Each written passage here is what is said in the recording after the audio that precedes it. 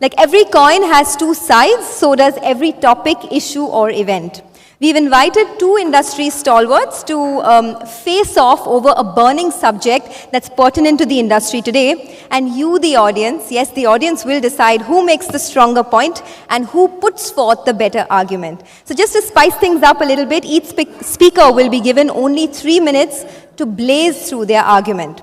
To introduce this topic and to moderate the proceedings this evening, I'd like to invite on stage a very formidable figure most trusted to counsel the world's leading businesses, governments, and institutions. A man with a repertoire for fair play, which makes him perhaps the perfect moderator for this momentous debate. So ladies and gentlemen, please join me in welcoming the chairman of McKinsey India, Mr. Adil Zainul Bhai, on stage.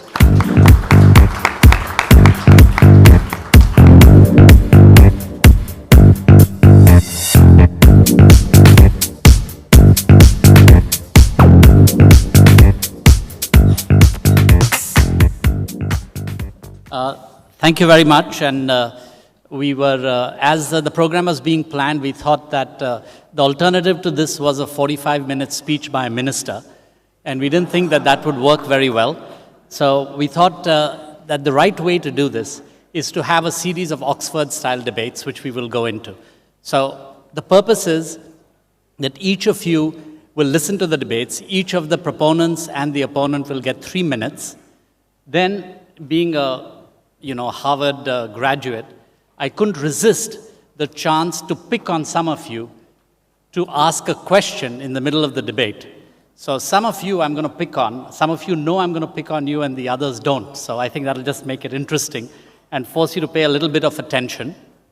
And then each of the speakers will get 1 minute to rebut. Okay? And at the back of this, you, the audience, will be able to see there's a big clock that'll come here.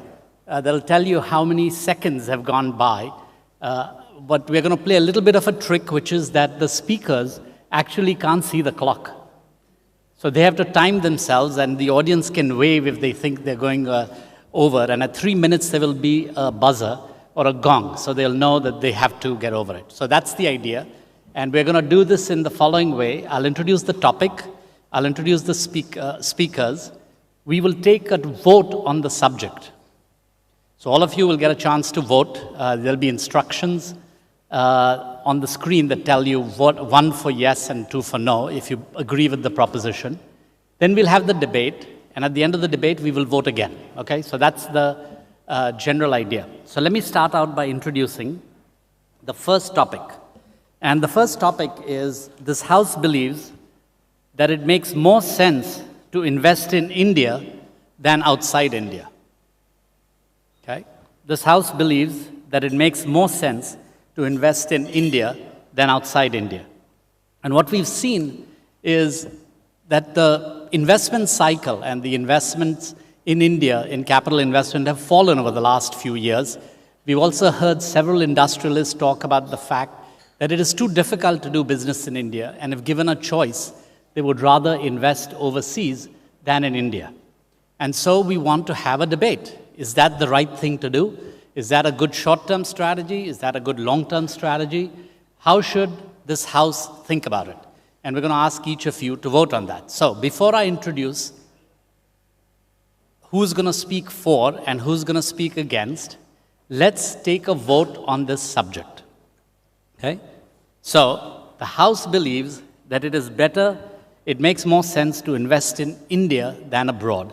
If you believe in that proposition, press 1. If you disagree with that proposition, press 2. And if you press 3 by mistake, I don't know what you're thinking. Okay, so 1 or 2. You'll have 10 seconds. Can't be that complicated. Okay, while you're voting, I'm going to introduce our 2 proponents. And both of them are very stylish debaters. So speaking for the motion, go ahead, let's introduce our speakers. All right, Mohandas Pai, whom all of you know, has had a very storied career at Infosys and is now chairman of Manipal Global. Mr. Pai, can we ask you to come up?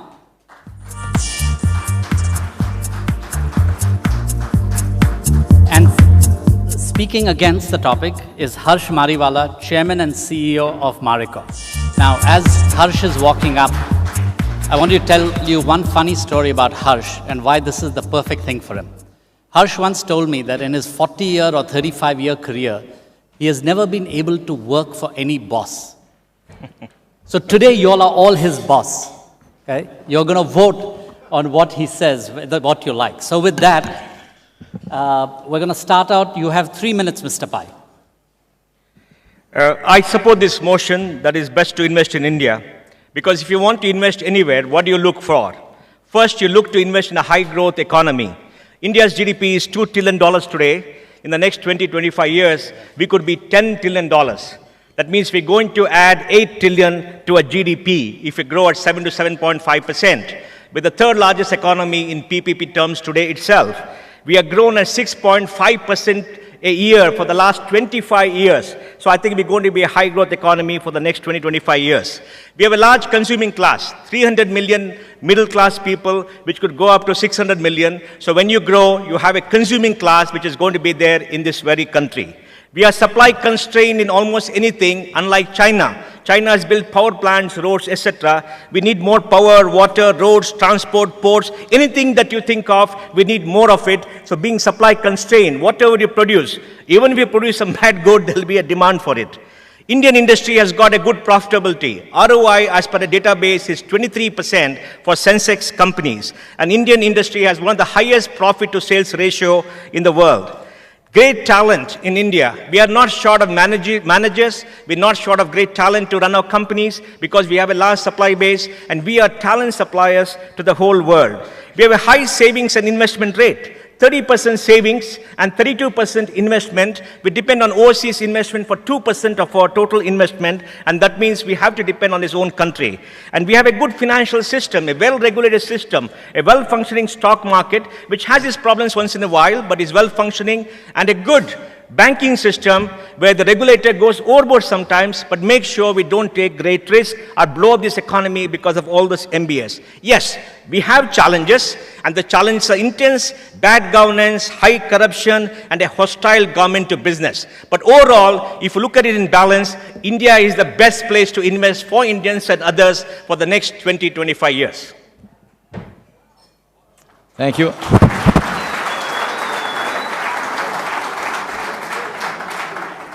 Thank you, Mohan. I think you're appropriately dressed for your debate. My time starts now, okay? Yes. I think what you're saying is you have great potential. That's all in theory. Practically, you yourself have contradicted that, saying that there are a lot of problems. And the problems we are facing today are very deep-rooted. Some of the issues which have come up in the recent past have actually put us back, and they are going to take much more time to reverse. Things like land acquisition bill, food security bill, Telangana, I don't think these are going to be resolved soon. So what I'm trying to say is we have deep-rooted problems. There has been a leadership vacuum which has led to a divide at the top in terms of reforms versus welfare, and that has led to policy paralysis, leading to chaos, confusion, reversal of decisions, inordinate delays, and most importantly, the trust between the business and the government has completely eroded. And I think that's very, very important. I'm now wearing the hat of an entrepreneur who has a sizable business in India, who is practicing a very high degree of governance, who has capabilities to manage a business internationally, and where the government has to play a role. So, if you look at the World Bank study, the ease of doing business, India has 130 out of some like 170 countries. How do you manage or how do you start a business where you have to depend on the government? And we are unsure what is going to happen tomorrow. How long will it take? Will whatever you do, will it get reversed or not?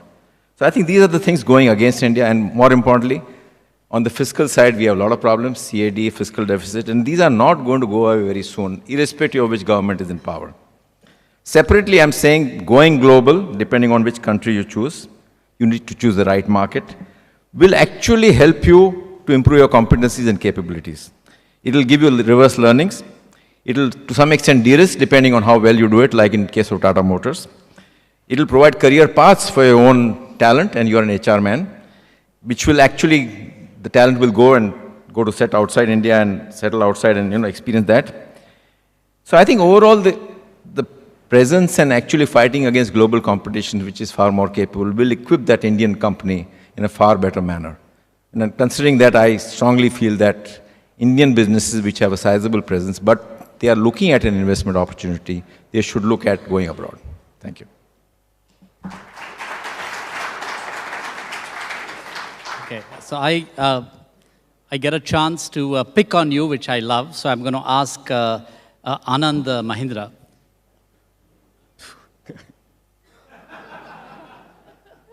Anand, we know that you are investing both in India and abroad.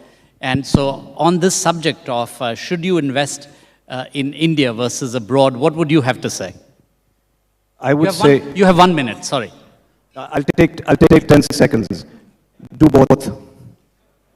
Sorry, we can't hear you. Can you repeat?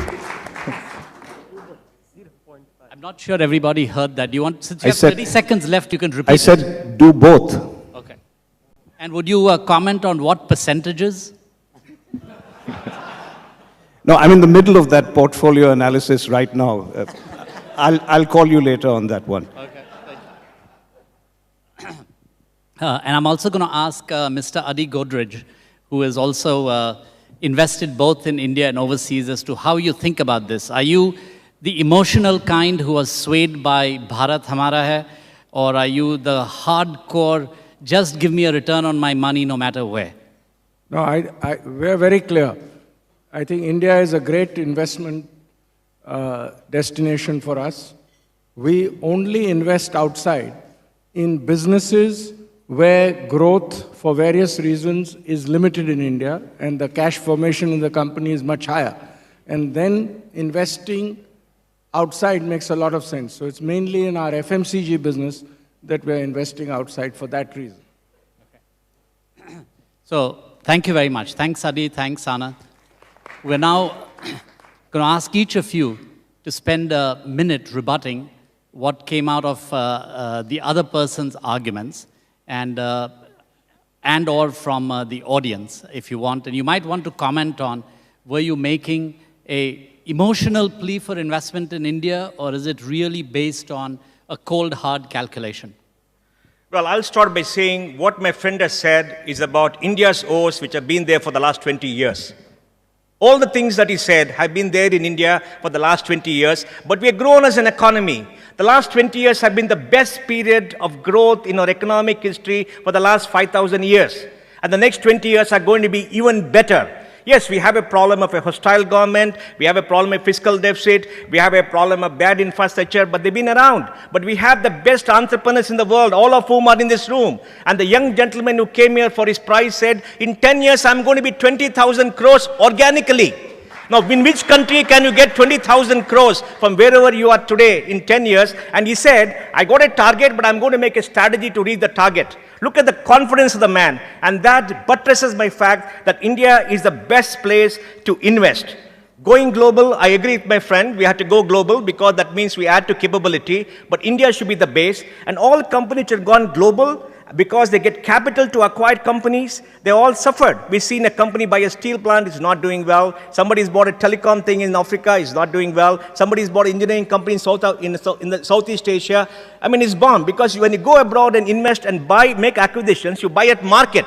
And earning returns at market in a mature economy is difficult. So I submit what my friend criticized is what has been there for 20 years. It's slightly worse now. It will come back because there's a self-healing mechanism in the democracy, and that's the best part of being in India. So we will succeed over the next 20 years.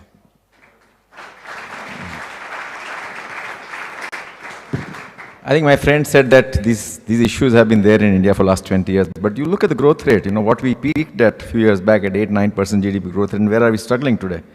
So I think we are seeing a huge downturn, and I contradict what he's saying. I think, look at the opportunity we have, and as against that, where are we? And if you look at the opportunity, I agree that entrepreneurs have played a role. But we could have done much better if we had the right policies and the right frameworks. I think separately, I must say, the government or whoever is in power should decide what is sound for the country first, and what is not sound for some part of the country, whether it's a laborer or whether it's a certain population in Telangana or some way to win votes. I think its key thing is what is sound for India should come first in any decision making. I don't see that happening, you know. I think increasingly the decisions are compromised in terms of winning elections. That's not a sound thing, in my opinion. Let's thank both our very passionate debaters. And I'm going to now ask you, now that you've heard the arguments from both of them and from Adi and Anand, to re-vote. And remember, it's anonymous. You can change your mind. Okay, so please re-vote, and then I'll tell you what you voted before and what your current vote is, and we'll see if there was any change as a result. So vote again. 1, if you agree with the proposition that you should invest in India, and 2, if you disagree with that and say you should invest overseas. And 3 is that you liked Anand Mahindra's comment the most. Okay.